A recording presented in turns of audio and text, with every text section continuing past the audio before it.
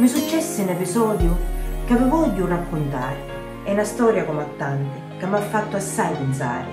La mattina andò barcone da mia casa era affacciata, quando vitta a mia vicina e ci chiese educata: «Cara Anna, come sta?» Ma rispose con un sorriso: «Hai un male tinto assai», ma spuntavo all'improvviso. C'era forza in le sue parole e coraggio in la sua voce.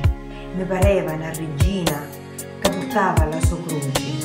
Il mio cuore s'azzittiu, la mia ucca s'asciugava, non ci sappi cosa dire, la mia mente s'annebbiava, ed è tanto che ci penso. Ma perché Dio permette che succedano sti cose alle persone più rette?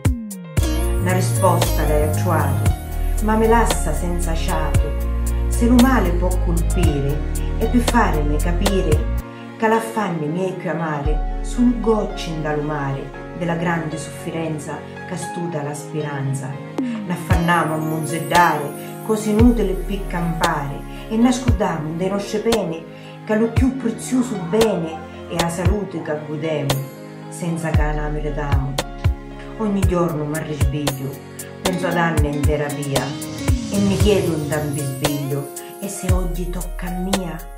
Lo presente ora è rosa, la mia vita è più sirena, vivo e godo d'ogni cosa, grazie ad Anna e a sua pena.